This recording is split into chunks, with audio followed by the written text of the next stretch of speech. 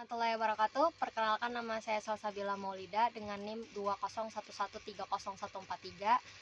Saya jurusan Hukum Ekonomi Syariah, kelas D semester 3. Di sini saya akan menjawab soal ujian akhir semester ganjil dari mata kuliah Hukum Pidana.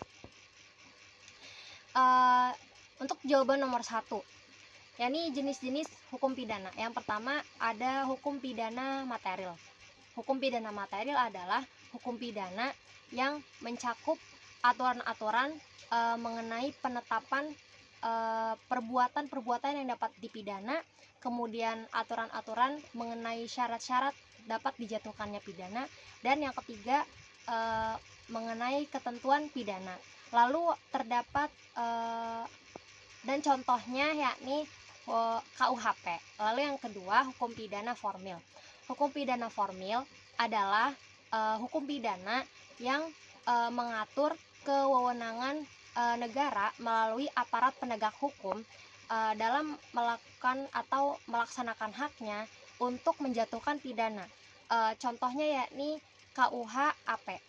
Lalu yang ketiga, hukum pidana umum, yakni hukum pidana yang berlaku bagi semua masyarakat tanpa pengecualian. Lalu yang keempat, yang terakhir, yakni hukum pidana khusus, yakni hukum pidana yang mana khusus untuk tindak pidana tertentu. Maksudnya yakni yang mana tindak pidana atau hukumannya itu yang tidak ada dalam KUHP atau di luar KUHP.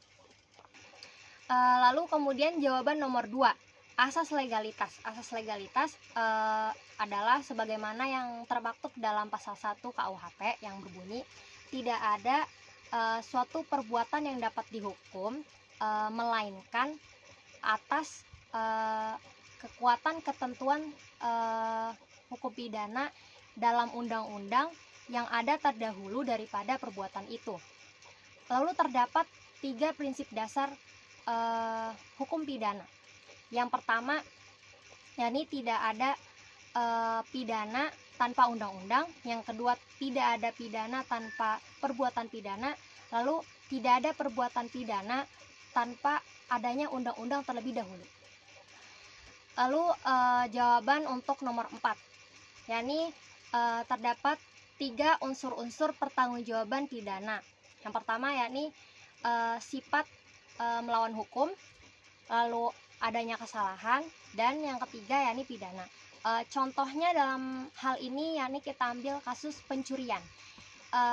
Sifat melawan hukumnya yakni mencuri, lalu kesalahannya ini bisa berupa kesengajaan atau kealpaan, dan pidananya yakni berdasarkan pasal 362, 363, 364, dan 365 KUHP. Kemudian jawaban nomor 6, menurut pasal 53 dan 54 KUHP, unsur-unsur percobaan ada 3. Yang pertama yakni adanya niat melakukan kejahatan. Lalu yang kedua, adanya permulaan pelaksanaan, dan yang terakhir, tidak selesainya tujuan bukan karena kehendak sendiri. Contohnya kita ambil kasus pencurian motor ya. Misalnya ada seorang pemuda yang berniat untuk mencuri motor warga. Kemudian ketika pemuda ini hendak membawa pergi motor tersebut, ternyata ada salah satu warga yang menyadarinya. Kemudian pemuda ini tahu dan dia merasa khawatir, takut diamuk massa karena ketahuan mencuri motor gitu ya. Jadi karena dia takut, akhirnya dia melarikan diri dan tidak jadi untuk mencuri motor tersebut. Kemudian yang terakhir, jawaban nomor 7, yakni jenis-jenis penyertaan. Menurut pasal 55 dan 56 KUHP terdapat 2 jenis penyertaan. Yang pertama yakni pembuat, dan yang kedua yakni pembantu kejahatan. Untuk pembuat kejahatan terbagi menjadi 4, Yang pertama yakni yang melakukan, yang kedua yang menyuruh melakukan, yang ketiga ikut serta melakukan, dan yang terakhir yakni yang menganjurkan untuk melakukan. Contohnya yakni dalam kasus pembunuh bayaran.